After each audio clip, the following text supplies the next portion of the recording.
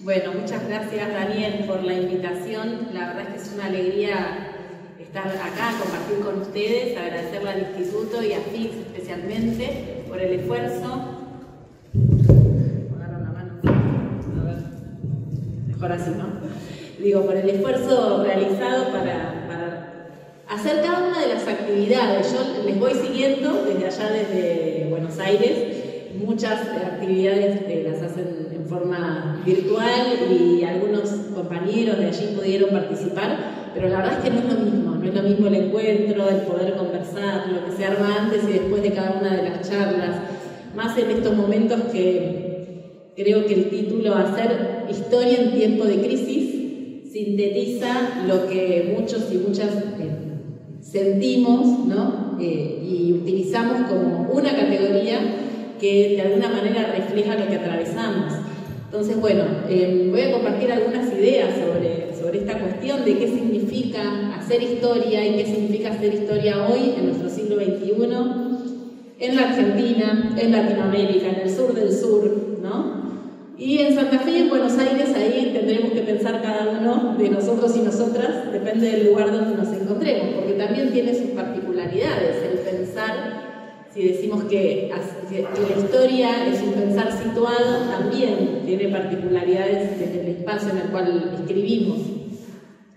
Y para esto me parecía importante como destacar qué significa hacer historia, ¿no? Y creo que aquí todos los que estamos, desde diferentes roles, por las presentaciones que hizo más o menos Daniel, ¿no? De qué universo viene cada uno de ustedes y cada una, me parece que nos podemos encontrar en esto del hacer historia, porque uno dice, bueno, hacer la historia, en primer lugar, aparece la representación de quien investiga, ¿no? Del investigador, la investigadora, quien estudia, se dedica a la ciencia, cuanto a la historia como ciencia, ¿no? Y produce investigación, se dedica a la escritura de la historia. Pero también está quien enseña, o quien se está formando para enseñar, y la actividad de la enseñanza también es una instancia de construcción de historiografía, porque no solo se construye y se crea relato histórico cuando uno escribe, sino también cuando ese relato se reconstruye, se recrea y se enseña, ¿no?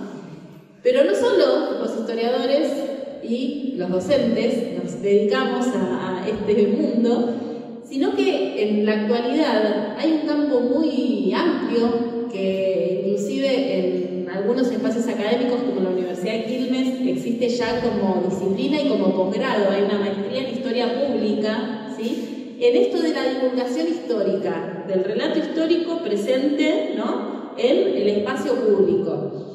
La academia suele venir, y miren, lo digo desde adentro de la universidad, porque es mi espacio de trabajo, soy trabajadora en la universidad, pero con todo el respeto y el amor y la defensa de nuestra universidad pública, que en este momento además, también lo quiero decir, estamos en proceso, como saben, de plena lucha, ¿no? Pero dicho esto, la universidad pública la defendemos y también trabajamos para mejorarla. A veces la universidad y la academia en el campo de la historiografía llega un poco con cierto retraso, porque esto de la historia pública, por fuera del mundo académico, en la historiografía revisionista, desde el momento mismo en que se gesta el revisionismo, se gesta con ese objetivo, ¿no? De generar una disputa justamente del sentido común. Entonces me parece que hoy, con la irrupción de las redes sociales, el territorio digital, los formatos comunicacionales absolutamente diversos, hay muchísimas más personas que intervienen en el debate público y en el hacer historia, ¿no? Y en eso todo aquel y toda aquella militante político y social también interviene. Entonces, bueno, un poco como teniendo en cuenta que el hacer historia, estoy incluyendo todo esto, todo este universo, ¿no? Que la reflexión pueda ir por ahí, pueda aportar alguna herramienta para pensar desde cada uno de estos lugares. Si yo me encuentro investigando, escribiendo, haciendo docencia o formándome como docente, si soy comunicador, comunicadora y trabajo en la producción de contenidos, o como militante también lo que implica hoy ser un militante nacional, popular y enfrentarse con este desafío del debate histórico.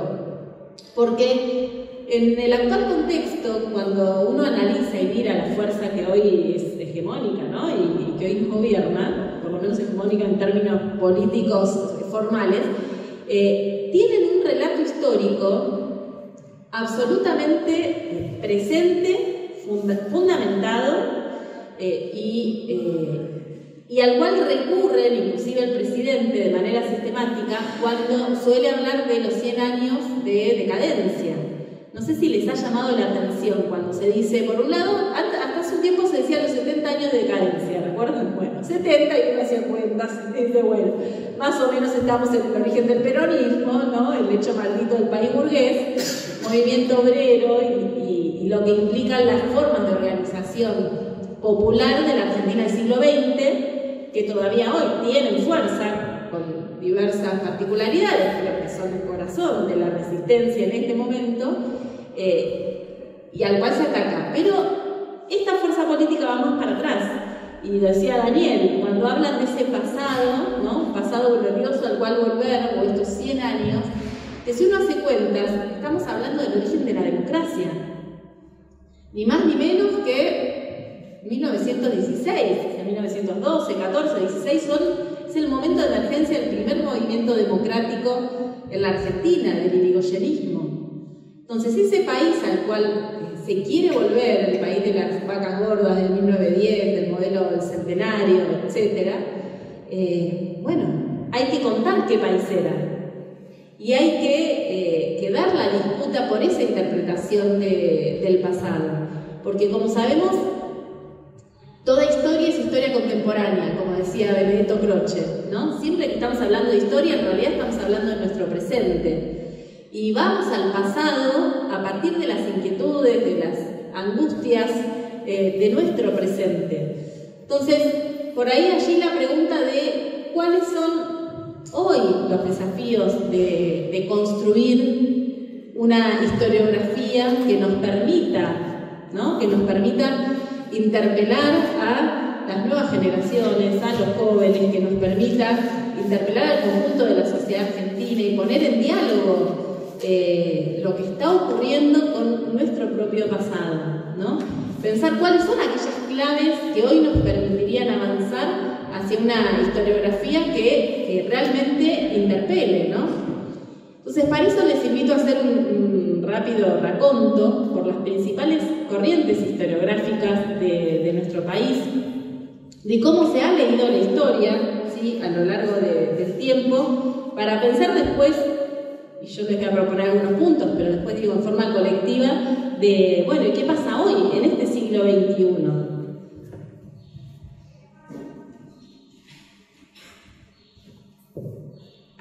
Decía Jauretche, por allí, ya que estamos en el año jaurechiano, Daniel hablaba del foro, desde el foro este año acompañamos diversos homenajes a Arturo Jauretche, se cumplieron 50 años de su muerte, ¿no? Entonces, bueno, en esa línea fuimos promoviendo algunos homenajes.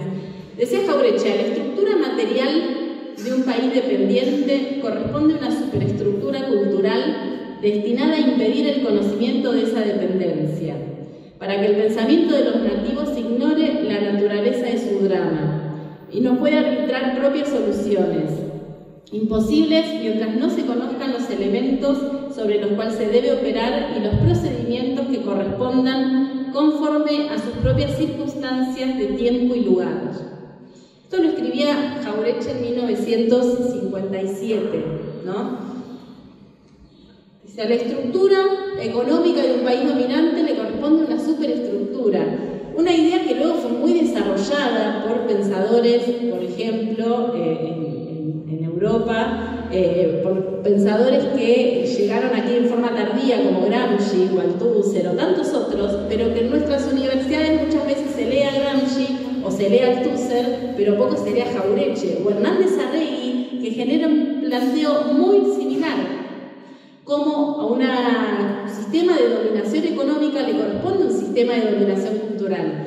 Y Jauretche comienza a investigar y a trabajar así. ¿Qué es lo que a Jauretche lo lleva a investigar y escribir sus principales libros en los años 50, 60, 70? Una preocupación, ¿no? Él tenía una obsesión después del año 55, cuando se produce el golpe que derroca a Perón. Él decía, ¿cómo puede ser que los sectores medios, si ubíquense en 1955, bombardeo a la plaza, golpe de Estado, ¿no? La revolución fusiladora, con gran apoyo de los sectores medios? Y Jauretche se pregunta, ¿cómo puede ser que los sectores medios, la pequeña burguesía, la clase urbana, los sectores medios, a pesar de haber sido beneficiada en términos materiales en los últimos 10 años, o sea, del 46 al 55, está apoyando al golpe de Estado? Esta es la pregunta que Jauretche se hace en el año 55, 56, mientras que era perseguido, ¿no? Y esta pregunta le quita el sueño, lo obsesiona. Aquí veo que hay estudiantes, pero cuando uno va a estudiar un tema o tiene que elegir un tema de investigación en metodología de investigación, dicen, tienen que elegir un tema que los obsesione. No sé si los subdocentes los enfocan por ahí, busquen un tema que les preocupe. Los que investigamos, buscamos temas que nos quiten un poco el sueño. Bueno, yo digo, los grandes pensadores nacionales no se andaban con chiquitas, porque digo, Jauretche quiso entender por qué la clase media se puso en contra de Perón. Y eso lo obsesionó, y lo llevó a estudiar historia, geopolítica, geografía, sociología, y a incursionar en cada una de las disciplinas de las ciencias sociales, ¿no? A Scalabrini Ortiz en los años 30 tenía otra pregunta que lo obsesionaba, que lo llevó a desarrollar su vida como investigador, que fue ¿por qué, si la Argentina es un país rico, hay tantos pobres? A veces en el mundo académico, y esto es un mea culpa hacia adentro de mis universos, a veces me pregunto, digo, como investigadores, ¿no? Como científicos, ¿cuáles son aquellas cosas que nos obsesionan? ¿Qué estamos pensando y preguntándonos? Y ustedes también, como estudiantes, como docentes, ¿cuáles son aquellas problemáticas donde ponemos, ¿no? nuestra vida y nuestro pensamiento y nuestra reflexión? Bueno, Jauretche, este era el tema que lo preocupaba. ¿Y por qué lo traigo hoy? Porque, por lo menos desde mi punto de vista, pensar en hacer historia del siglo XXI tiene que ver mucho con esta pregunta, ¿no? El por qué. ¿Cómo hay un relato histórico de matriz profundamente liberal que ha ocupado en gran medida el espacio público, ¿no? El sentido común? Y que cuando uno dice, bueno, o es una interpretación vinculada a un sentido liberal o es una ausencia de relato. O sea, observar estas dos cosas, ¿no? Y preguntarse a quién es funcional esa ausencia de relato histórico en el sentido común o en el conjunto de nuestra sociedad, ¿no? Y aquí volver a Jauretche, decir, bueno, a un país y a la dominación cultural, dominación económica, le corresponde una dominación cultural. Y cuando uno toma sus libros, al igual que Hernández Arregui, que también se han cumplido 50 años de su muerte, y sé que hicieron una actividad con un colega de la UNLA también, con Marcos Mele, sobre este gran pensador, uno se encuentra que lo que ellos van desgranando es justamente los dispositivos, los mecanismos por los cuales el liberalismo y la historiografía liberal se impuso en Argentina, con mucho éxito en diversos grupos sociales, en particular en lo que ellos llamaban la clase media, los sectores medios. Hoy podemos debatir luego, y si quieren después lo charlamos, si eso ha impregnado en el resto y en el conjunto social, si fue así, ¿por qué? ¿No? Jauretche tenía una frase que decía, es más fácil que el no leído, ¿no? Que el no leído o el paisano conozca y lea mejor la realidad nacional que aquel que ha transitado el sistema educativo, porque tiene menos que desaprender. En los últimos por lo menos 30 años, con las revoluciones tecnológicas y comunicacionales, está claro que la escuela, la universidad y las instituciones formales han dejado de mantener y de tener el monopolio de la construcción del relato historiográfico.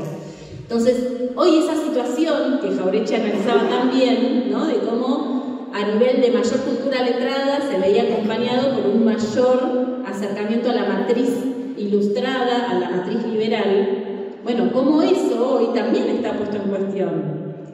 Esta pregunta de ¿dónde podemos encontrar hoy núcleos de interpretación de la realidad desde lo nacional? Yo creo que es una pregunta que hay que hacerse. ¿Dónde están o dónde buscamos hoy estos núcleos para leer, para interpretar desde una mirada nacional?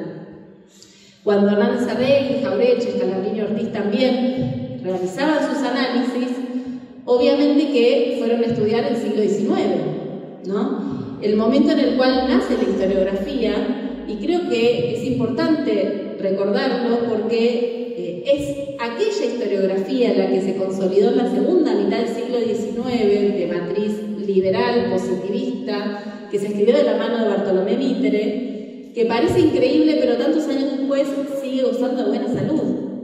Las claves de lectura de ese momento fundacional atraviesan hasta el día de hoy. En particular, este lente del que hablaba Jauretche, a partir del cual se analiza la realidad, que es la dicotomía civilización y barbarie, según Jauretche, la madre de todas las onceras, ¿no? O sea, esta dicotomía a partir de la cual se lee que todo lo americano por ser americano es inferior, todo lo europeo por ser europeo es superior. Y a partir de allí hacer una lectura de la historia. Y aquí me gustaría agregar un segundo elemento, que me parece que estos dos elementos se encuentran unidos y que hoy perviven. Por un lado, esta mirada autodenigratoria, porque el problema que trae en la dicotomía civilización y barbarie es la mirada sobre nosotros mismos y nosotras mismas como pueblo, como individuos, como clase, ¿no? Si todo lo de afuera es mejor, si todo lo europeo es lo civilizado y es el parámetro para el cual nos medimos, la autodenigración lleva luego a que un pueblo no se pueda analizar. Entonces ahí hay un elemento central. Y el otro elemento central está vinculado con la construcción de la mirada de quiénes somos como comunidad nacional. ¿Qué Argentina presenta la historia liberal y la historia mitrista? Y es la misma Argentina que hoy muchos siguen defendiendo, ¿no? Es una Argentina de una frontera muy chica. Jauretche hablaba de la patria chica. Es una Argentina que terminó teniendo nuestra frontera actual del Estado moderno argentino, pero que podría haber sido aún más chico. Porque en el momento en el cual se produce la formación del Estado argentino, ustedes saben que durante unos cuantos años, Buenos Aires, mi querida ciudad y provincia, yo siempre digo, cuando voy a algún lugar por fuera de Buenos Aires, digo, bueno, pero yo no soy porteña, soy bonaerense. Y me miran con cara diciendo, sí, lo mismo. Sí, ya sé. Pero bueno, nací del otro lado de la General Paz. Pero bueno, es así. Pero digo, Buenos Aires, 1853, ¿sí? Tuvo su propia constitución, o sea, no reconoció la constitución. Bueno, esta historia que ya conocemos, durante esos años funcionamos como dos países separados, ahogando a las provincias del interior. Y justamente Mitre tuvo hasta un proyecto de formar la República del Plata. Escribió, de hecho, hizo un globo ensayo, se diría ahora, ¿no? Escribió una serie de artículos en la prensa que los mandó a firmar con otros nombres porque obviamente no era muy políticamente correcto, y vio cómo pegaba la noticia, qué impacto tenía, porque la verdad es que esta idea de los 13 ranchos, ¿sí? Seguía estando presente, ¿no? Entonces, esta Argentina que finalmente hacia 1880 termina consolidándose como el Estado-Nación argentino, ¿no? Que conocemos actualmente con nuestras fronteras, nace con una historia que desvincula nuestro territorio del resto de América. Y esta yo creo que es la segunda cuestión. Por un lado, civilización y barbarie, pero por el otro lado, pensar el relato histórico desde fundamentalmente el puerto, desde la ciudad-puerto y desde los límites, ¿no? de esa Buenos Aires que se expande hacia las provincias y termina consolidando el Estado-Nación. Y esta desvinculación ha generado uno de los principales problemas de nuestra historia, que es el problema de la dependencia. Cuando uno vuelve a Jauretche, cuando Jauretche decía a un país dependiente le corresponde, ¿no?, una superestructura cultural, no es casualidad que la historia liberal se impone en el mismo momento en el cual América Latina se balcaniza, se divide, se separa. En el mismo momento en el cual, por ejemplo, Rivadavia le niega la ayuda a San Martín, o Bolivia termina independizándose y separándose del resto de las provincias unidas del sur. O Mitre, el mismo que escribe la historia, lleva adelante uno de los genocidios más terribles de la historia de la América del Sur, que es la guerra contra el Paraguay. Y ocurre en el lapso de 20, 30 años, que es el momento en el cual se define qué modelo de país y qué país íbamos a hacer. Obviamente que con mucha resistencia. Entonces es una historia eurocéntrica, es una historia contada desde el puerto, es una historia elitista, ¿no?, que marca y deja un sesgo importante. Ahora bien, esta mirada que uno podría decir, bueno, pero ¿qué pasaba, por ejemplo, en otros espacios políticos por fuera del liberalismo? Norberto Galarzo, que ordena a las corrientes historiográficas en 7 grandes corrientes, yo me he formado con él, así que lo voy a seguir como corresponde, dice, bueno, en realidad el problema es que esta corriente, esta primera forma de contar la historia, esta corriente liberal, permeó luego en el conjunto de la historiografía argentina, y en particular en quienes se suponían que tenían que dar una visión alternativa, que quiénes eran los partidos de izquierda. Si uno tiene un campo liberal homogéneo de defensa de la oligarquía, bueno, se supone que la alternativa política debería construir una mirada distinta del pasado, ¿no? He aquí el problema. Partido Socialista, en particular, ¿sí?, el partido de Juan B. Justo, va a fundar su propia interpretación histórica en los mismos preceptos mitristas. La teoría evolucionista. ¿Cómo? Que se ampara en la teoría evolucionista de la sociedad. Exactamente. De que la sociedad solamente iba a avanzar con el correr del tiempo y que el capitalismo solamente se iba a agotar a medida de que pasen diferentes estadios y que ese sería el ámbito natural para el electorado del socialismo y que se pueda desarrollar el socialismo. Exactamente. Internacional. Exactamente. Esa mirada etapista, evolucionista, lo lleva a terminar diciendo, bueno, hay que apoyar al capitalismo agrario para que después venga un capitalismo industrial y después venga el socialismo. Que... tenemos un socialismo totalmente neoliberal. Si era un socialista se puede hacer cargo, está abierto el micrófono. Bueno, el socialismo en los orígenes, no me voy a demorar mucho en esto, pero tengo que nombrar Ugarte. Acá Daniel de Mira, no puedo no nombrar Ugarte. El socialismo en nuestros orígenes, en nuestra historia, nace de la mano de un sesgo de clase, ¿no? Un sesgo de clase de aquellos que eran abogados, profesionales, sectores vinculados a la inmigración, que importan las ideas socialistas de Europa, pero que tienen mucha dificultad para entender cuáles eran los sectores populares y qué era el pueblo y los trabajadores en aquel 1880, 1890, 1900, ¿no? Porque mira a la peonada, ¿sí?, la mira con desprecio, al trabajador rural, a los artesanos, a lo que en el siglo XIX había tenido sus propias experiencias de organización, como dijo algún pensador nacional, la montonera del sindicato El Gaucho, ¿no? Entonces, toda esa experiencia organizativa de las luchas federales, de las montoneras, que acá en el litoral tiene tanta y tantísima historia, tal vez todavía te falta por recuperar, toda esa historia era concebido como barbarie, el atraso. Entonces se aplicaba esto, no, todo esto es lo feudal, punto. Se anulaba ese mundo mestizo, criollo, ¿no? Hispano, con esa herencia también hispana. Y aquellos socialistas que tenían otra mirada, que no eran muchos, pero que algunos lo sabían, eran perseguidos e inclusive expulsados del partido, como por ejemplo Manuel Ugarte, un gran pensador argentino, latinoamericano, que en 1911 publicó El porvenir de la América Latina y es una de las excepciones en ese momento fundacional de la historiografía. Pensemos que además es el momento en el cual la ciencia histórica nace en todos lados, no solo acá, ¿no? Estamos 1870, 80, 90, 1900, en ese momento.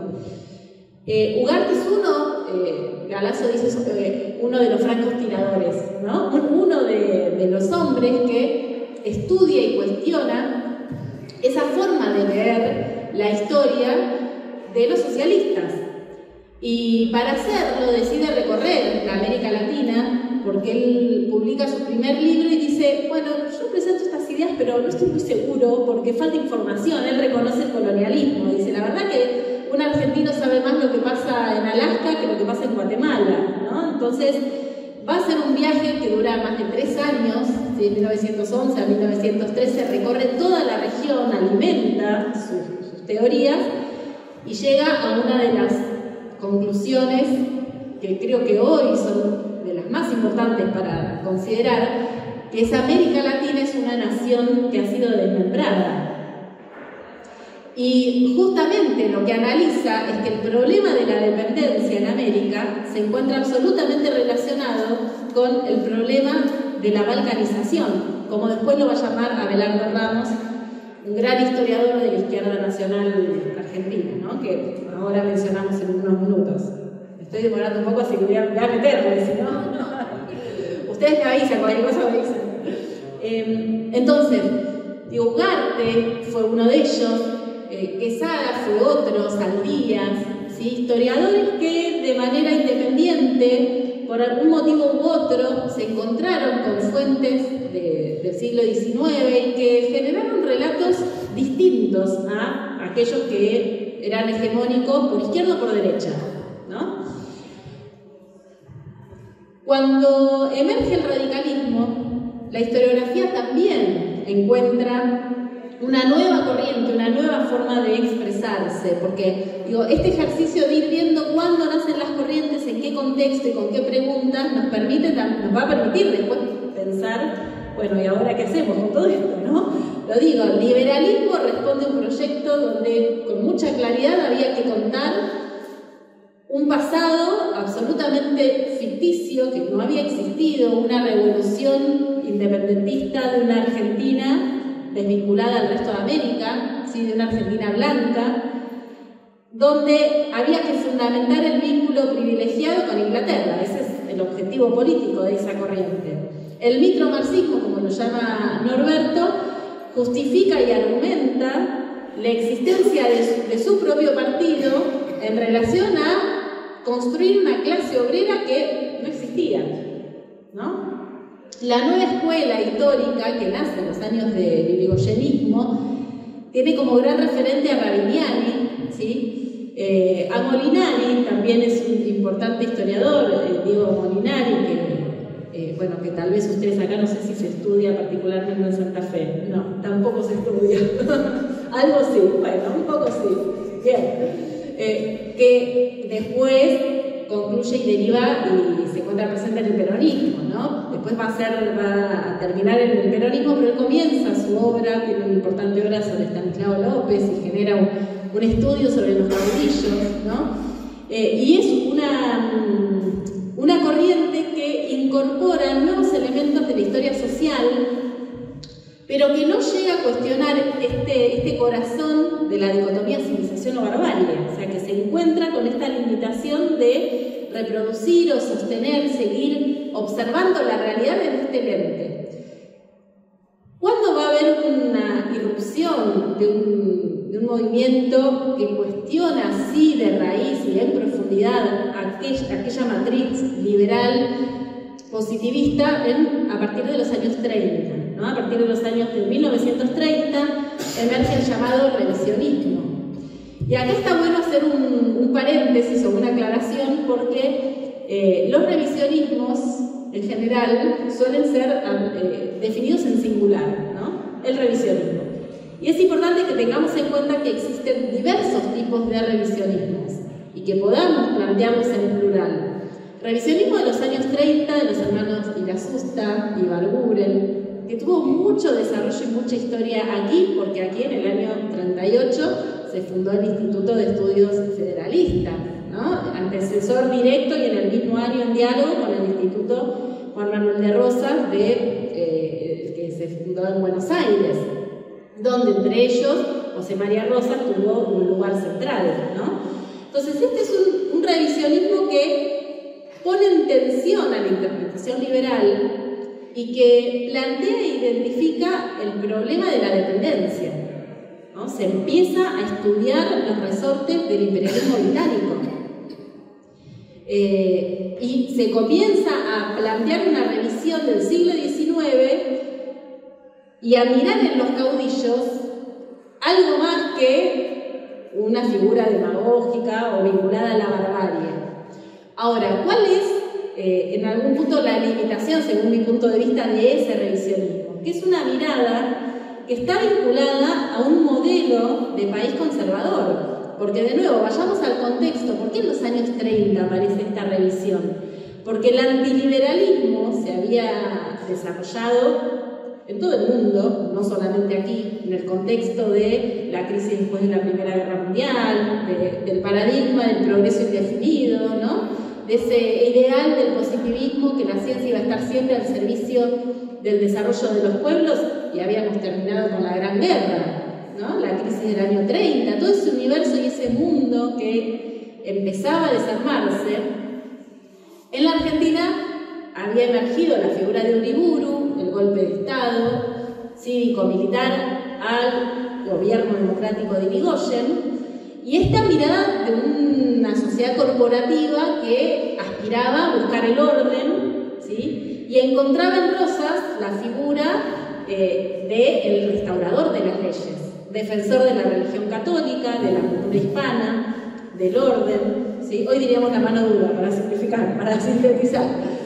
Y es que en momentos de crisis, en momentos de muchas crisis como la de los años 30, y hoy también, después pensaremos qué hacemos hoy, pero la angustia que generan las crisis sociales, políticas, crisis ontológicas en el fondo, porque nos atraviesan como individuos y como comunidades, llevan muchas veces a tratar de buscar algún pasado más lejano o menos lejano donde pareciera que la cosa funcionaba, ¿no? Entonces, bueno, hoy tenemos algunos hablando del país de 1910, otros hablando del país de los 1940, a uno les puede gustar más unos u otros. El tema es qué hacemos con nuestro presente. Inclusive aquel que le gusta el país de 1910 no se puede reconstruir. Y el de 1940, aquellos que nos gusta más, aquella Argentina de los años 40, 50, hay que repensarla porque tampoco el pasado lo podemos traer y lo podemos reproducir, ¿no? Sí estudiar, pensar y ver qué nos deja y qué nos enseña.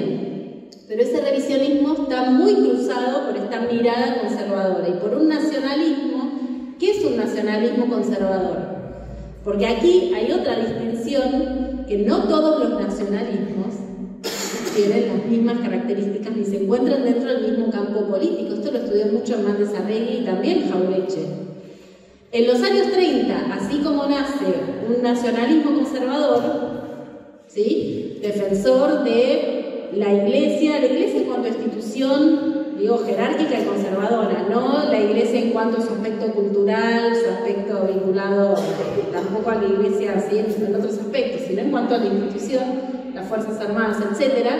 En los años 30 también emerge un nacionalismo popular, el nacionalismo de forja, de esa agrupación reducida, Fuerza de Orientación Radical de la Joven Argentina, que en el año 35, Arturo Jauretche, Homero Mansi, Ortiz Pereira y tantos otros, conformaron con lo que quedaba del irigoyenismo, ¿no? del radicalismo irigoyenista, y que se va a plantar frente a la llamada década infame.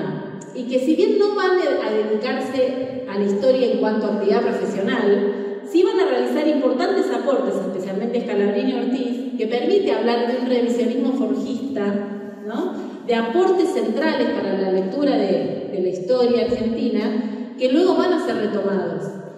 Allí aparece la obra de Política Británica en el Río de la Plata, Historia de los ferrocarriles argentinos, que ese revisionismo, más la figura de Ugarte, van a tener fuerte influencia en los años, a partir de los años 50, para la emergencia de dos revisionismos más.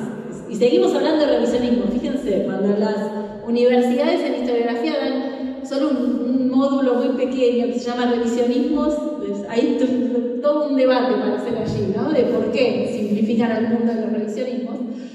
Bueno, en los años 40 emerge el revisionismo peronista, sí, que reivindica también la figura de Rosas, pero desde un punto de vista popular, ya no como el restaurador de las leyes, sino como el caudillo popular. Reivindica a Rosas como aquel que se enfrentó y que confrontó al imperio francés e inglés, el Rosas de la Vuelta de Obligado, ¿no? Y por el otro lado, el revisionismo peronista, les decía, y el revisionismo de la izquierda nacional, llamado federal provinciano, ¿sí?, del cual uno de sus principales exponentes fue Abelardo Ramos, que en términos historiográficos también Hernández Arregui hizo aportes a esa lectura. Básicamente, ¿cuál es la diferencia de interpretación entre estos dos grandes revisionismos? El revisionismo peronista y el revisionismo de la izquierda nacional. Tienen una lectura distinta en cuanto al momento en el cual la Argentina liberal se impone, ¿no? El revisionismo rosista plantea que las desgracias y todos los males comienzan en Caseros, ¿sí? Es el antes y el después. Habrán escuchado la lectura de Mayo Casero. Bueno, es la caída de Rosas, ¿sí? Y para la izquierda, para el federalismo provinciano, si bien obviamente la caída de Rosas es tomada, y Caseros es tomada como un punto de quiebre, hace hincapié en Pavón. Estoy haciendo como obviamente una síntesis de, bueno, temas que podríamos hablar, pero digo, hace hincapié en Pavón, y el corte lo pone en Pavón.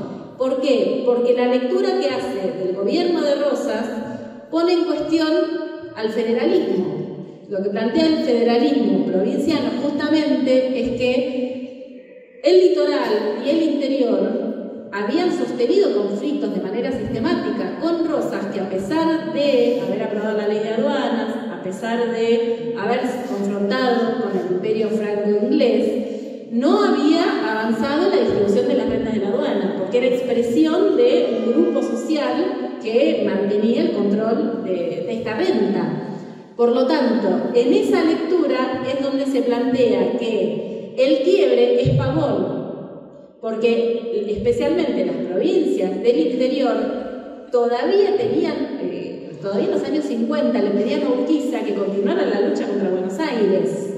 Hay allí un intento, ¿no?, de continuar la lucha contra el centralismo porteño que se termina de imponer en Pavón. Entonces, esta lectura distinta sobre el proceso de las guerras civiles y cómo deriva luego el proceso es lo que marcan algunos de los matices. Ahora bien, ¿qué tienen en común? El revisionismo forjista, el revisionismo peronista, el de la izquierda nacional, que es un revisionismo popular, ¿sí?, de un nacionalismo que piensa la cuestión nacional, ¿sí?, que denuncia la dominación, pero mirando desde la clase trabajadora, ¿no?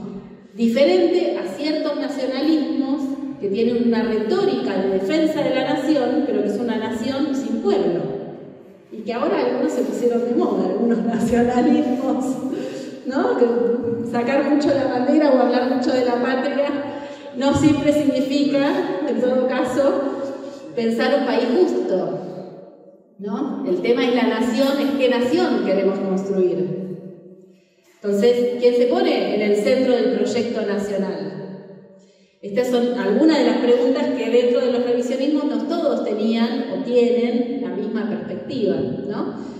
Entonces nos encontramos en los años 50-60 con la caída del Perón, con la proliferación de este revisionismo combativo. Y la historia era la historia de lucha, de combate, era la historia del ensayo, las plumas filosas, además, de estos historiadores que uno los lee y llora. No sé, a mí me pasa por lo menos por ahí porque soy un poco particular, pero creo que más allá de mi sensibilidad con la historia, tienen es pasión pura. Que además fueron bestseller, porque Jauretche fue bestseller. Luego los convirtieron en silenciados y malditos, pero en su momento tuvieron un impacto en los sectores medios, porque estaba acompañado de una búsqueda de los sectores medios de acercarse al peronismo, de entender cómo era esto de la revolución social, ¿sí? De ir a la izquierda y de descubrir la revolución cubana. Era un momento donde la revolución estaba a la vuelta de la esquina y esta historiografía acompañó, permitió entender, dio disputa política y acompañó ese proceso de un 55 donde los sectores medios eran terriblemente antiperonistas, a que los sectores juveniles se acercaran, ¿sí? A el universo, si algunos dicen se peronizaran, bueno, a ese universo de la búsqueda de un cambio social.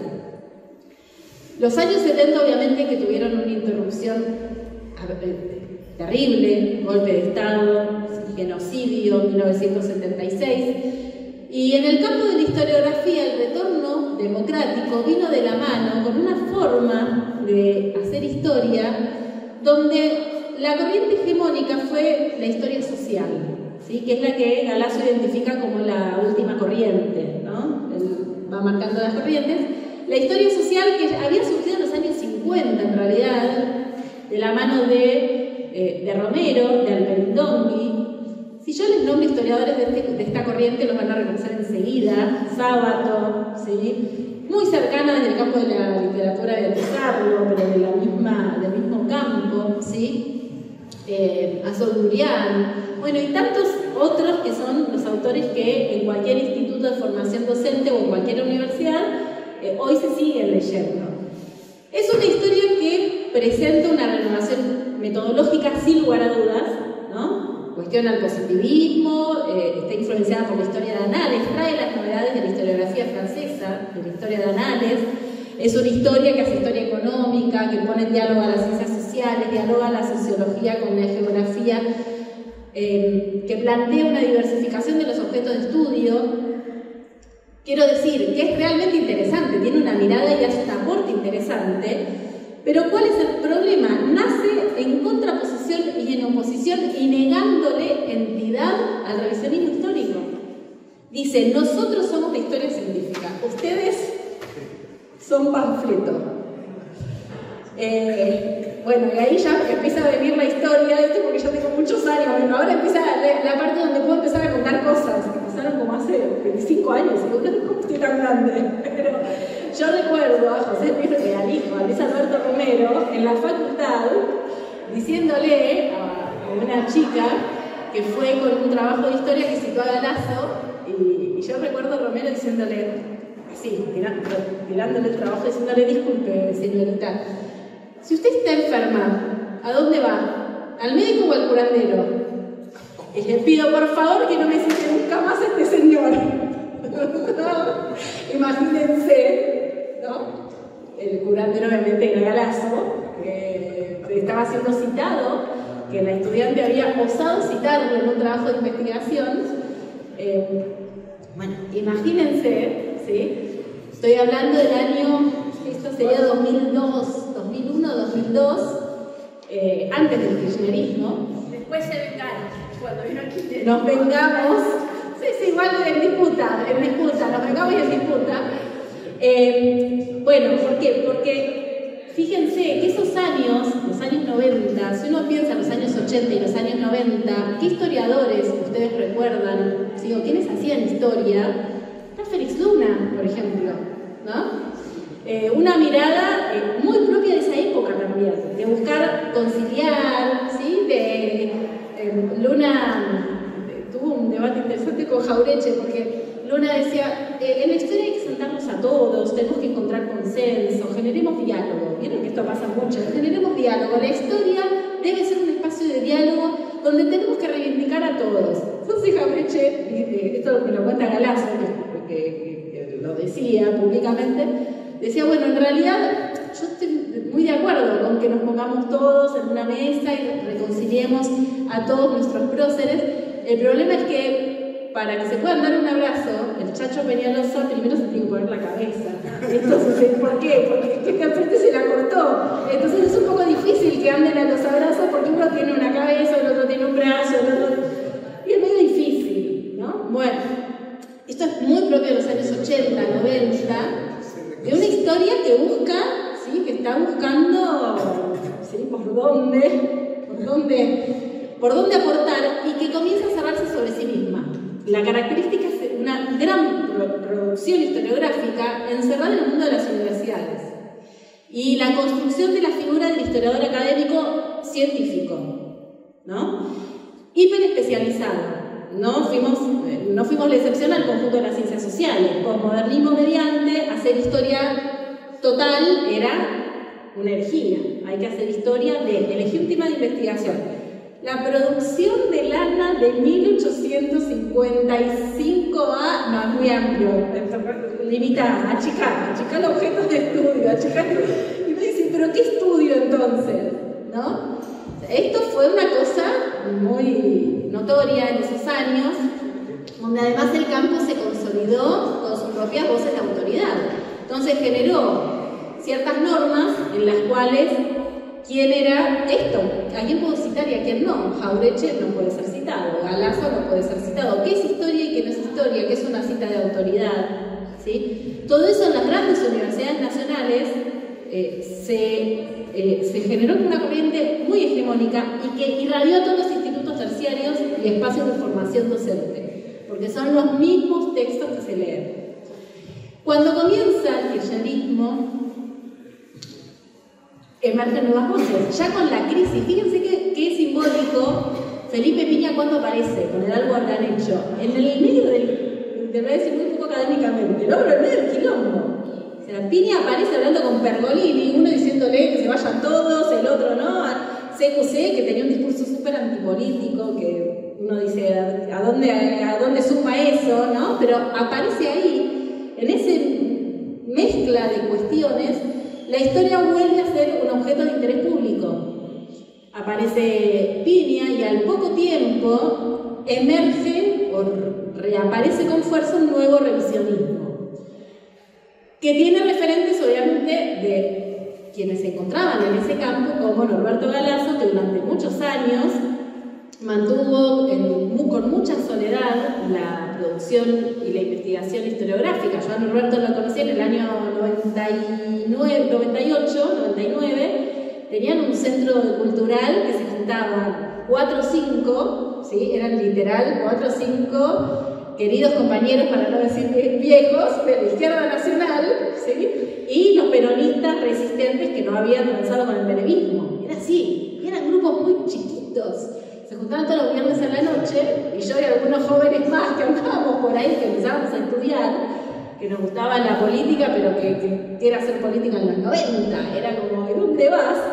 Empezábamos a ir a escucharlo, y ahí me enteré que existía un Jauretche, me enteré que existía un Hernández Arregui. Norberto, realmente la dimensión que tiene, yo recién ahora me voy dando cuenta, porque los de mi generación, los que conocimos a los clásicos del pensamiento nacional, la gran mayoría, les digo muchísimos compañeros como yo, los conocimos por él, por esa tarea de haber hecho sus biografías, de haber investigado, de haber dado las charlas. Bueno, y ahí Norberto Galasso, otros revisionismos, no voy a ahondar, pero Pacho Donel, por ejemplo, ¿no? Que me puedo acordar más o menos, pero fueron teniendo también sus lugares de desarrollo en el debate producción historiográfica. Hernán Brienza, ¿sí? otro historiador, y todo ese universo empezó, como dice la compañera acá, empezamos a disputar en el campo de las universidades. Norberto fue nombrado profesor honorario en la Universidad de Buenos Aires, eso habilitó un espacio donde él tuvo sus cátedras varios años, y también en otras universidades del conurbano, donde fue nombrado doctor honoris causa también.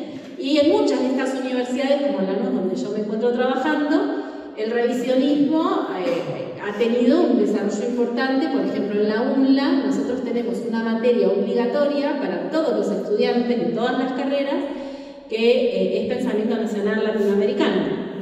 Entonces, todo aquel que entra a la universidad tiene que cursar Derechos Humanos y Pensamiento Nacional Latinoamericano.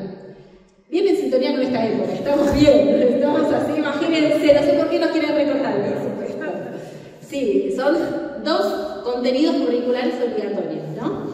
Y bueno, y ha surgido una generación de investigadores que hoy tienen carreras académicas, que son autores, otros que continúan trabajando por fuera en espacios de producción cultural, como centros de estudios, asociaciones de filosofía. ¿Por qué? Porque a pesar de esa gran transformación, el pensamiento hegemónico dentro de la academia no está cercano hoy al pensamiento de la matriz nacional popular, a pesar de los 15 años de avance y de desarrollo y de un gobierno reiterado, o sea, que se declaró latinoamericanista. En las universidades ingresaron nuevas corrientes historiográficas súper interesantes, que no vamos a hablar porque los que no son de historia me van a aburrir además. El marxismo británico, la microhistoria, el giro lingüístico, el vínculo de la antropología simbólica y la historia. Hay cosas, a mí me encanta, qué sé yo, leer a Ginsburg, a Levi, a Dalton, realmente, ¿no? Thomson, Hobsbawm, Rousseau, son autores que son fascinantes y que generaron una gran escuela de seguidores aquí, ¿no? Y otras tantas que ahora se están desarrollando, pero que siguieron manteniendo una distancia, ¿sí? y una mirada muy crítica con los revisionismos o con una matriz de pensamiento nacional latinoamericano. En la UNLA, cuando era directora del centro, Ugarte, llevamos adelante un proyecto de investigación que nos preguntamos qué pasa con América Latina en la escuela, y ya con esto voy empezando lentamente a cerrar, Sí, ya cierro. ¿Qué pasa con América Latina en la escuela? Y bueno, analizamos en la escuela secundaria, ¿sí? En la provincia de Buenos Aires, cómo se enseñaba América Latina, qué pasaba con esto, y analizamos la forma curricular, los diseños curriculares. Y lo que encontramos es que el diseño curricular, a pesar de haber sido promovido por un gobierno, ¿sí? Peronista, latinoamericanista, claro, lo que buscó fue los especialistas en las áreas del conocimiento historiográfico, legitimado por las grandes universidades. Entonces, lo que uno encuentra es mucho pensamiento crítico, que está buenísimo, porque hay un antes y un después de los años 90 a lo que hoy se enseña en las escuelas, ¿no? Por lo menos en Buenos Aires. La historia como proceso, los tiempos del Brodel, un montón de cuestiones, ¿no? De herramientas analíticas que son interesantísimas, pero lo que no encuentro es esta perspectiva de la pregunta, ¿no? De quiénes somos como nación. La pregunta de la Argentina, ¿cómo nos definimos como comunidad nacional? Es una pregunta sobre la identidad. Yo creo que hoy, volviendo como a no sé dónde, fue bastante desordenado esto, pero bueno, sepan disculpar. Volviendo al principio, los desafíos de la historiografía en nuestro presente, creo que hoy la crisis que atravesamos es una crisis multidimensional, vamos a estar todos de acuerdo, ¿no? Que es global, que no es solo aquí, que nos encontramos frente a cambio de época, y ser contemporáneos a un cambio de época no es sencillo, no es fácil. Imagínense lo que habrá sido para los primeros artesanos obreros, ¿no? Y los campesinos viendo que ese mundo feudal se transformaba. Digo, yo creo que estamos en esa instancia de nivel de profundidad de cambio, que estamos viendo que este mundo, una crisis tan profunda como la que atravesamos, la pregunta por la identidad es central. Y la historia nos viene a hablar de eso, nos permite encontrarnos y pensarnos en el quiénes somos, en nuestro legado, en nuestro pasado, en lo que pudimos construir, en la multiplicidad de nuestra cultura, en el carácter mestizo de nuestra cultura, en este etos latinoamericano que existe y que está, en esta necesaria pertenencia al conjunto de la región y a una mirada de una historia que es una historia argentina, pero que es una historia latinoamericana. Porque yo creo que si la historia puede aportarnos algo, está absolutamente vinculado con, por un lado, una conciencia nacional, pero por el otro lado, una conciencia geopolítica, porque la cuestión de la dependencia hoy está sobre la mesa más que nunca. La confrontación con la nueva aristocracia del dinero que ha nacido luego de los procesos de globalización neoliberalismo en tantas décadas, hoy directamente viene a recolonizar nuestro territorio. Entonces, lo que está en juego es la supervivencia misma de la patria. Y a veces parece exagerado esto, pero miren el lío de Lula con Elon Musk, acá al lado. Digo, las corporaciones hoy tienen más poder que los estados. Que todos, inclusive que los estados centrales, pero articulan. Entonces, no vamos a hablar de geopolítica, pero el mapa geopolítico hoy demanda que seamos conscientes de los peligros a los cuales nos enfrentamos y que la única manera de poder defender la patria va a ser desde una dimensión continental latinoamericana, como decía Ugarte.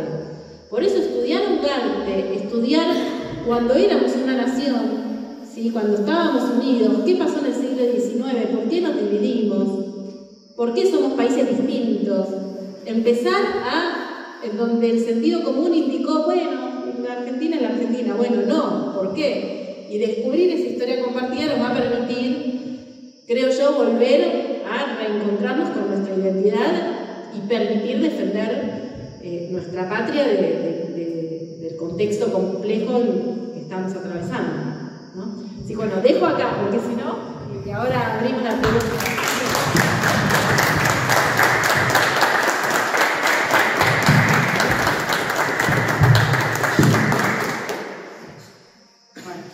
Buenísimo, Mara. Imagino acá hay estudiantes de historia, profesores de historia, filósofos, etc. Y alguna pregunta, opinión, habrá. Yo quiero... Sí. ¿Qué tal, Mara? ¿Qué tal? La verdad que impresionante su exposición. Y volviendo a lo que decías en esta exposición para cerrar, esta cuestión de que hoy está más vigente que nunca esa Argentina preperonista, esa Argentina plenamente colonizada, donde está en juego la entrega en todas sus dimensiones, tanto en lo nacional como en la entrega de la dignidad de los trabajadores, a donde se vuelve a discutir esta cuestión de la extensión del territorio, y entonces se pone en juego aquello que no tenemos que disputar, como las Malvinas, como la Antártida, como hasta Tierra del Fuego. Y en esta discusión, que la traemos muchos compañeros ya hace unos cuantos años, de volver a recuperar todos esos pensadores como Jauretche, Abelardo Ramos, Arregui, Baldri, todos esos pensadores de esa época que fue tan gloriosa para los intelectuales y para la reflexión y el análisis de qué nación queremos.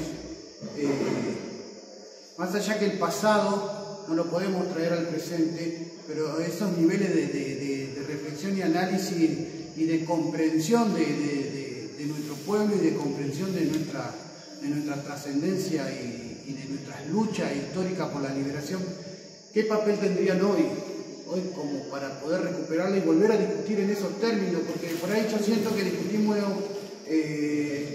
a la economía en términos economicistas y no le discutimos en términos de dependencia y liberación. Es como que está sesgado y está solapado esa discusión en toda la clase política y también dentro de esta cuestión de la discusión entre los militantes políticos también, y como que no alcanzamos a trascender las coyunturas y quedamos siempre fijándonos a ver qué dirigente dice tal cosa y cuál dice otra, pero no discutimos el fondo, discutimos la forma, pero no discutimos el fondo de la liberación nacional en toda su dimensión.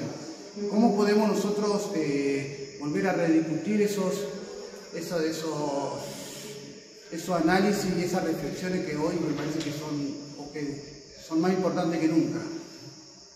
No sé si yo respondo, no. Por favor, ya de acá a la Casa Rosada, directo, respondo esa pregunta. No, yo te puedo decir alguna cosa, qué sé yo, que uno puede pensar. Estoy de acuerdo con vos que, inclusive dentro de la militancia y de nuestros cuadros políticos y nuestras referencias, ahí estamos atravesando un nivel de dispersión y un nivel de crisis, ¿no?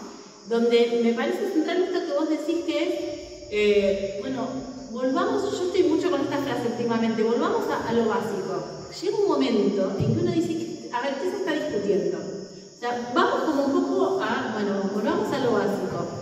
Yo creo que hoy la crisis que se plantea como crisis política, que es una crisis de representación dentro del campo nacional y popular ahora, ¿no? Que creo que más o menos acá todos decidimos, me parece que es reflejo de una crisis mucho más profunda, que es la ausencia de un proyecto nacional.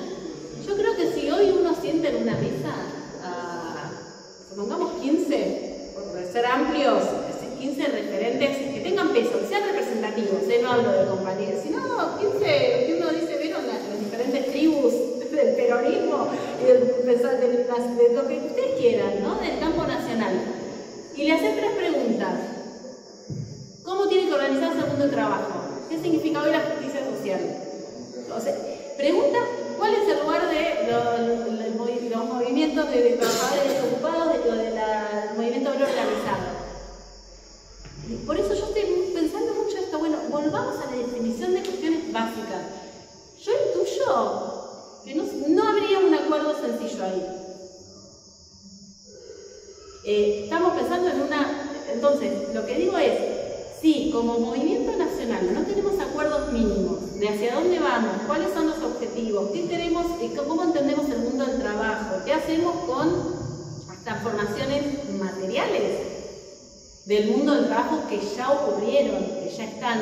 Si no tenemos una mirada y una definición estratégica de 4 o 5 puntos, no digo un programa de gobierno, vieron que dice mucho, se habla de programa, yo a veces digo, bueno, no digo tipo las 20 medidas que vamos a tomar, pero las 4 o 5 cuestiones nodales.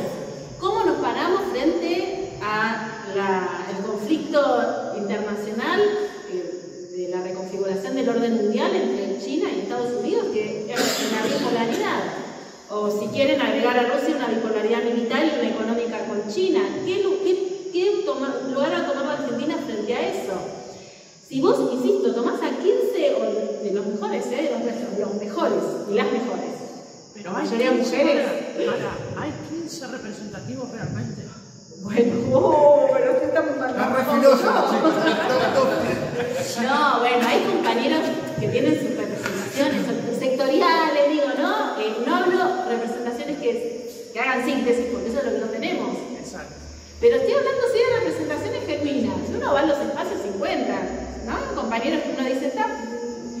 Pero me parece que ahí hay un tema. Entonces, volviendo a esto, como pensadores nacionales, ¿qué deberíamos hacer? Digo, aprender de esta gente, pero no para repetir lo que dice esta gente, que también lo repetimos. Patria sí, colonia no, sí, perfecto. Pero hay que ponerle contenido a eso. Ahora, Jauretche, ¿qué hacía?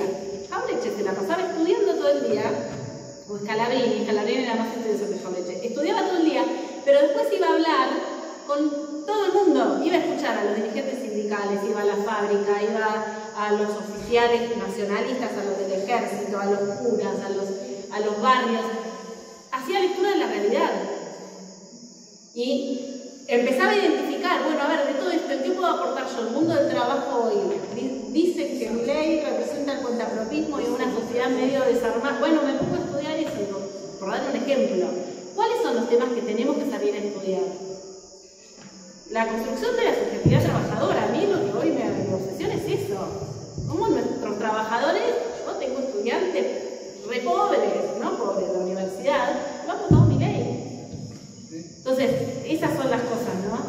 Creo Por allá, la compañera tenía después por allá. Yo tengo una pregunta relacionada también a los revisionismos y esto que decía la compañera de que con el kirchnerismo nos vengamos. A mí me parece que con el kirchnerismo un poco perdimos también la esencia de lo nacional en el progresismo. Y lo que te quiero preguntar es cuánto influyó la visión progresista sobre la historiografía de pensar la problemática de la mujer afroamericana en el barrio de la Loma, mientras hay gente que tiene hambre en un barrio, digo, y que eso no es investigado. Digo, me parece que ahí nos perjudicó un poco esa historiografía tan progresista que también se difundió en los años kirchneristas. Te quiero preguntar eso, cuánto influyó. Digo, y después aparece una Villarreal reivindicando el nacionalismo peronista de los años 40. Entonces es como confuso.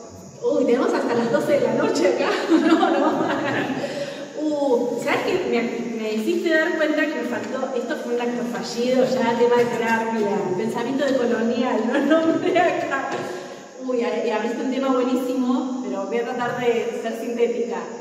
Me faltó un actor dentro de todo lo que acabo de mencionar, que lo tenía además apuntado. El micrófono.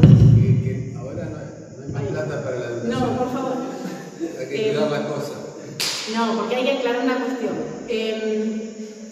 Los revisionismos, todos ellos, los que yo estoy comentando, han sido muy reactivos a la incorporación de miradas vinculadas a, por ejemplo, las perspectivas de género, las lecturas de los feminismos, sobre los afrodescendientes. O sea, el revisionismo en su conjunto, ¿no? Si uno lee a los autores, a ver, Galasso es mi maestro intelectual y lo adoro y yo escribo con él, aclaro esto, ¿no?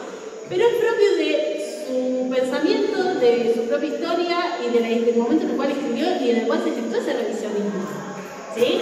O sea, lo que estoy planteando es que cada historia es hija de su tiempo, cada historiografía también. Entonces, si vos me preguntás, a ver, podríamos debatir un montón qué es el progresismo, pero para ponernos más o menos de acuerdo, entiendo a dónde vas. En el campo historiográfico, esta corriente que vos planteás estuvo más vinculada no al revisionismo histórico, sino al llamado pensamiento decolonial. Pensamiento decolonial es una corriente que sí tiene presencia en las universidades, más que el revisionismo y el pensamiento nacional latinoamericano, donde se gestó alrededor de la figura de un filósofo, de varios filósofos, pero un filósofo muy importante que yo valoro muchísimo, que es Dussel, que estuvo vinculado, es un filósofo argentino, mendocino, que después se exilió y desarrolló su carrera en México, que fundó la filosofía de la liberación, ¿sí? Junto acá, por ejemplo, Bush, Canone, Uschen, y una corriente muy rica que hay que leer, que hay que estudiar, muy interesante, pero que cuando llegó a México, en diálogo con otros espacios, especialmente académicos de Estados Unidos, ¿sí? Y en universidades, comenzaron a gestarse un grupo llamado Colonialidad-Modernidad, ¿sí? Donde está Catherine Walsh, por ejemplo, luego también en algunas universidades de Europa, como Buenaventura dos Santos, ¿sí? Toda esa corriente que plantea la problemática de la colonización, de la colonialidad, ¿sí? Cultural, lo que Jauregui se llama la colonización pedagógica.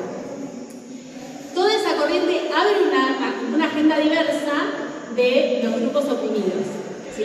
Que es la agenda que vos haces referencia. Hay una multiplicidad de estudios. Acá en la Argentina tiene también fuerza en muchas universidades. Ahora, entonces diferencio dos cosas. La primera, esta reflexión que vos haces se puede aplicar a esos espacios que no están dentro del revisionismo histórico, ¿sí? Bueno, nada, que no está vinculado con eso. Y eso es todo un debate. Yo pienso que la cosa es más sencilla, que ya llega un momento en que tanta cosa, ¿viste? Entonces digo, la cosa debería ser más sencilla. La cuestión nacional irresuelta, que seamos viviendo colonia, eso ordena y hace que todos nos encontremos ahí, que la lucha por la liberación nacional o por la construcción de una patria, estamos todos. Ahora, si por estudiar más, o sea, no creo que el estudiar una cuestión puntual vaya en desmedro, ¿sí? De tener en cuenta esta contradicción principal. No deberían ser contrarias. En todo caso, si fueron contrarias es porque faltó trabajar la matriz revisionista, el pensamiento nacional en el conjunto, ¿sí? de las diversas maneras de entender la realidad. Eso puede ser. Y ojo que también puede ser, y no quiero dejar de decirlo, que mucha gente no se sentía cómoda, pero no porque se le dio más importancia uno por el otro, sino por hablar, por ejemplo, de la cuestión de género. Yo me siento parte dentro de los feminismos, y lo digo en plural porque es muy amplio, pero hay muchos compañeros que me dicen, por tanto, estudiar cuestión de género, no se estudia otra cosa. Digo, esperá, ¿es eso o es que te molesta la cuestión de género y ahora te dan ganas de decirlo? ¿Se entiende lo que digo? O sea, una cosa es, repensemos qué lugar ocuparon, cuál es la agenda, cómo se incluyeron, qué vínculos tuvieron con la contradicción principal y lo nacional, ¿sí? hasta dónde es, o bueno, pero eso no significa vayamos para atrás en todas las agendas. ¿Te puedo hacer una pregunta? Sí. Daniel, ¿quién allá quería hablar? Yo porque me quiero preguntar. Sí.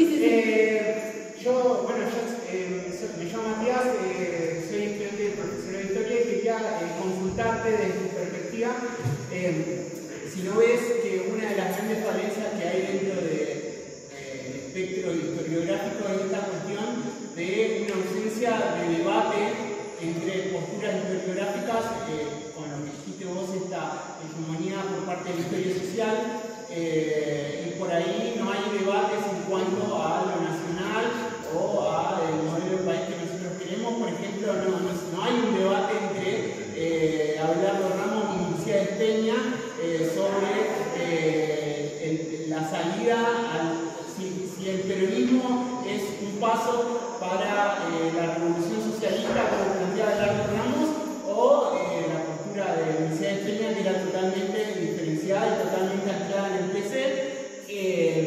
Pero no hay ese debate, sino, por ejemplo, hablábamos con los compañeros acá que también estudian historia, que por ejemplo en una materia de la carrera tan importante como son las argentinas, las historias argentinas, lo que predomina es bibliografía de Ita Sábato, bibliografía de Botana, bibliografía de Sonsogni, que son desde una rama de la historia social bien hegemónica y bien afincada con un pensamiento bien hegemónico. Y por ahí muchos compañeros y compañeras que no están incluidos, que no tienen un pensamiento crítico de militancia o de participación política, terminan su formación con esa formación de la historia social y ignorando a un montón de actores sociales a lo largo y ancho de la historia, porque se da también dentro de esta hegemonía esta cuestión de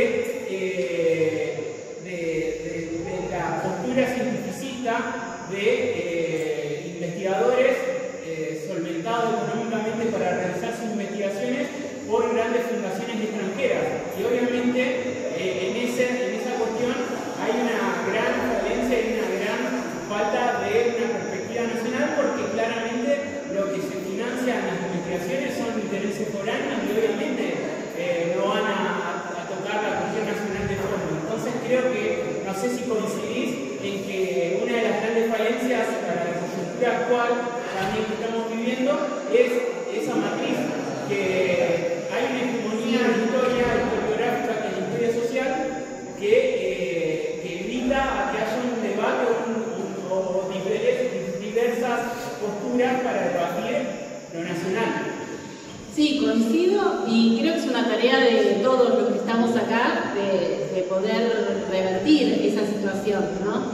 E inclusive es como un movimiento concéntrico, no solo de la academia hacia el conjunto de la sociedad, sino también desde los diferentes espacios de construcción de sentido y de historiografía. En la escuela también se hace historiografía, y vuelvo al principio, ¿no? El que enseña un relato particular, el que divulga, el que genera contenido.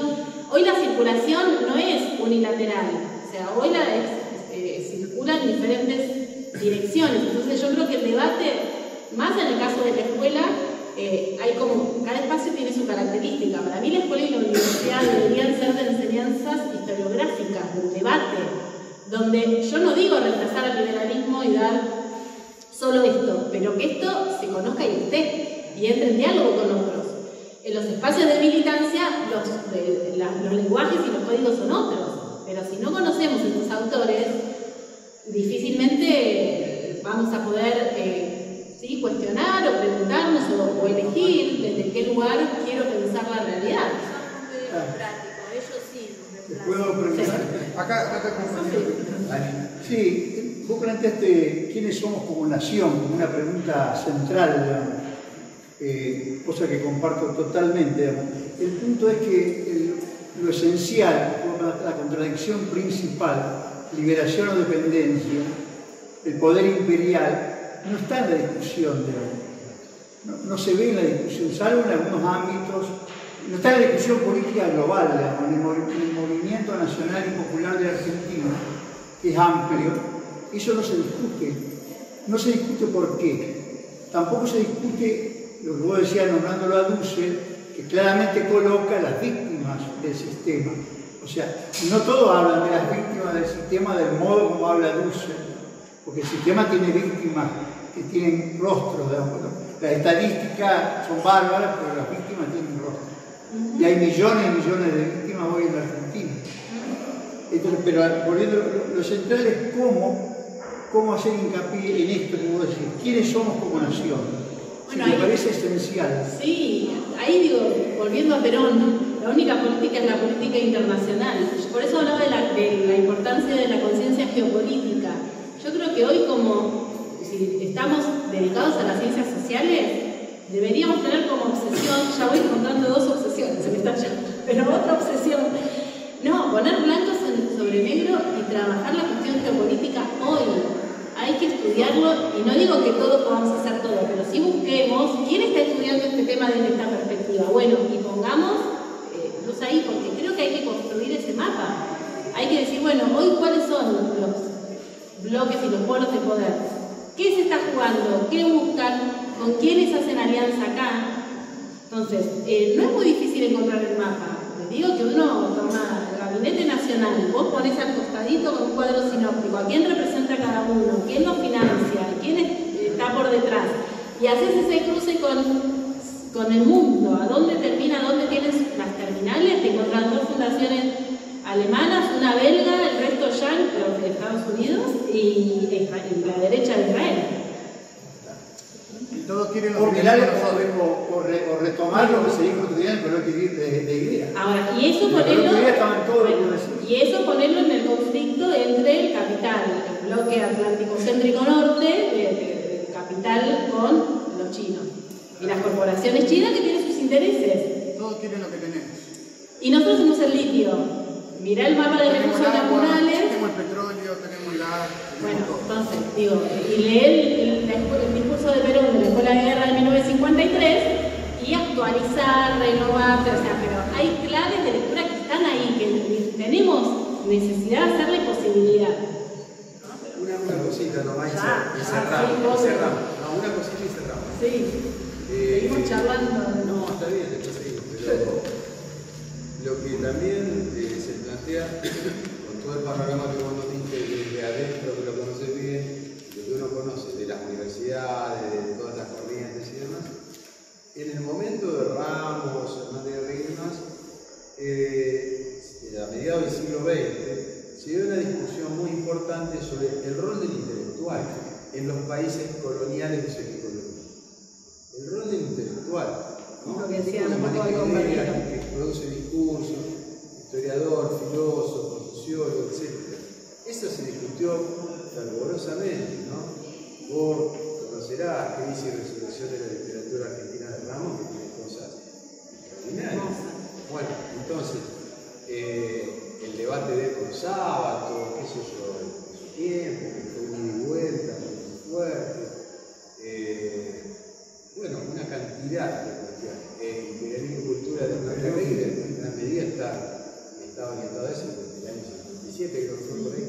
Entonces, nosotros, en cambio, ahora pareciera que tenemos, ¿no es cierto?, en la universidad científicos que de alguna manera, digamos, ellos, su rol es, pongámosle así, producción de conocimiento según un método científico que la comunidad como tal determina que es válido, que eso es una cosa de la comunidad, de los científicos, pero totalmente desligado, digamos, de la situación y del rol político como intelectual respecto del problema de la situación de la nación.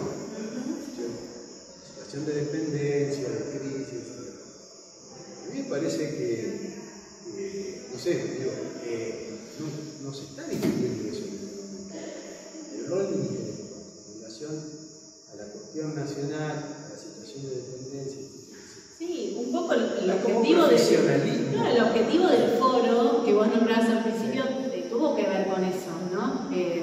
Porque sí, también ya a nivel de las CONICET y demás, también sé que está en que están armando una cosa ahí. El problema es que en este momento estamos con una avanzada tan fuerte del gobierno nacional que quiere destruir a 7 más científico, porque entonces qué difícil, o sea, estos debates, ¿no? Volver a ponernos hoy sobre la mesa, por eso yo al principio decía, bueno, voy a criticar nuestro sistema académico, pero haciendo un cuestionamiento partiendo de la base de que lo entendemos, ¿no? Como ahí nos encontramos en esta coyuntura particular, pero yo coincido con vos, que hay que no quiero dejar avanzar. de dar la palabra a una gran Sí. amiga, profesora de historia, Isabel Astesiano. Sí. Hace 10 años en el mundo académico.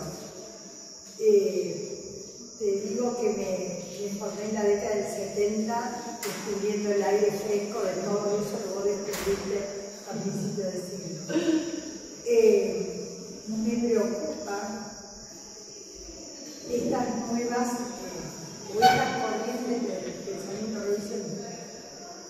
¿Qué recorrido para mirar la realidad del pueblo trabajador, de ese sujeto social que también recorriendo el claro, nos forja? ¿Qué mirada están poniendo? Porque realmente cuando hablamos de trabajador, del pueblo, en este contexto internacional y en lo micro, es otro sujeto. Bueno, ¿cómo sí. hacer para Muy interesante la preguntar esa red del pensamiento, desde el sujeto real que trabaja hoy del pueblo trabajador? Por Sí. poner no. Sí, mira, yo creo que esa pregunta la aplico para la política, o sea, para nuestros compañeros dedicados a la política, para nuestros compañeros representantes sindicales. Me parece que esa pregunta nos atraviesa a todos y a todas. Pero para el revisionismo, que es lo que me toca, está buenísimo, porque lo que yo veo es que hay como una tendencia a tratar de buscar ese sujeto idealizado de un pueblo y de una clase y de un espíritu nacional que no está más. Ayer me tocó dar en un sindicato una clase sobre historia del movimiento obrero, y cuando uno habla, claro, de lo que fue el rol de la CGT en el peronismo, y es como si caemos en el riesgo. Entonces yo pensaba justamente esto, ¿no? Decir, bueno, el desafío hoy es pensar primero qué mundo de trabajo tenemos y cuáles son las organizaciones sociales, políticas y qué instrumento tenemos para que ese mundo del trabajo tenga incidencia política. No es el mismo, pero porque el mundo del trabajo no es el mismo. Estará incluido, y van a estar incluidos todos los que, ¿sí? Porque los cambios son lentos. Pero creo que en la historia está pasando un poco esto dentro del revisionismo, y hay mucha tensión con lo que planteaba antes la compañera, que vinculado a las otras perspectivas dentro del pensamiento progresista o decolonial. Hay mucha tensión porque pareciera ser que una cosa anula la otra, ¿no? Que hablar de diversidad cultural anula la identidad nacional mestiza. Y no es una cosa o la otra. Yo creo que estamos volviendo a algunos debates que por lo menos para mí estaban saldados dentro del campo nacional latinoamericano. Leyenda rosa o leyenda negra. Yo no puedo creer que estemos debatiendo estos días con el 12 de octubre si leyenda rosa negra o si el posteo que comparte Villarreal con la espada está bien o no. Me cuesta, voy a decirlo sinceramente, pero porque hemos tenido dentro de nuestro campo que por ahí no se leyó tanto, que tenemos que, o sea, si hay que debatirlo de nuevo, se debate de nuevo. Pero, digo, ahí tenemos una tradición Hay un camino. Hay que debatirlo de nuevo, eso claro. Hay que debatirlo de nuevo. Y habrá que debatirlo de nuevo, eso sí, pero en un punto me genera sorpresa, ¿no? Decir, vamos a leer Ugarte, y hay vuelvo a lo sencillo. Yo en un punto que digo, vamos a ordenarnos un poco, como leo Ugarte que dice la conquista de América, y la verdad es que es bastante difícil que no estemos, ¿sí? Ahora, hay una cosa de radicalizar, de irnos a los extremos. Entonces me parece que está todo el mundo buscando dónde voy más al extremo de. Claro, hay prioridades, me parece. Hay prioridades y hay cuestiones Claro, hay que dar el debate, pero la prioridad es, una cosa es si hace el debate pensando en la necesidad de la unidad del pueblo para la salvación de la patria, y otra cosa es si vos pensás en un espíritu así, como dice ella, más faccioso, particularista, de afirmarte una orga, un grupete, ¿me entendés? Para para distanciarte y separarte del otro. Eso es destructivo. Por ahí lo que estás planteando es interesante, es necesario, que se tiene el derecho de la mujer, lo que sea. Pero si no lo haces en un espíritu de construir la unidad del pueblo en la lucha que tenemos que dar, está mal en este momento. En este momento es contraproducente. Es eso, tenés que encauzar de tal forma, digamos, priorizando la necesidad de construir la unidad del sujeto popular en la lucha que tenemos que dar contra un enemigo que nos está destrozando. Entonces, parece que todos esos derechos de las particularidades hay que enfocarlos, pero en un espíritu de unidad. De buscar tender puentes, de construir, digamos, unidad. Eso me parece que es fundamental. Si no, bueno, si agudizar el antagonismo, agudizar el antagonismo, bueno, le sos funcional del enemigo. Entonces, eso no lo podemos aceptar nunca. En este momento menos. Lo que está en juego es demasiado. Respecto a lo que decía él, hace poco estaba hablando con un amigo y con el tema de los nacionalismos y demás. También está muy en boga esto, nacionalismo versus globalismo. Y bueno, mi amigo de corte más anarquista me dice, ¿yo qué tengo que ver como argentino con Macri? Yo no soy igual de argentino que Macri. Y ahí abre una puerta tremenda porque, bueno, sí, tenés muchas razones en lo que decís, pero por un lado abre una puerta a una dicotomía interna nacional que vos, hay una postura que nos hablamos nosotros desde el pueblo y demás, que se enfrenta a esa otra Argentina elitista. Entonces, en ese choque de estas dos posturas, una tiene que eliminar a la otra. Entonces me cuesta por ahí esto si bien adhiero también en parte al consenso y demás, pero es como que se pone, pareciera como que no hay un punto de encuentro entre esas dos Argentinas. Y por otro lado, abre esta puerta a la eliminación de las fronteras, eliminar las fronteras, por el hecho de si yo no soy igual de argentino que Macri, lo pone más empático con otro trabajador de otro lado, y esta también esta mirada justamente de eliminar las fronteras, donde no haya fronteras, que también está en la agenda de esto, ¿no? De evitar la soberanía de los pueblos y demás. Entonces por ahí está bueno, pero me cuesta poder ver que se puede llegar a ese consenso. Sí, por supuesto.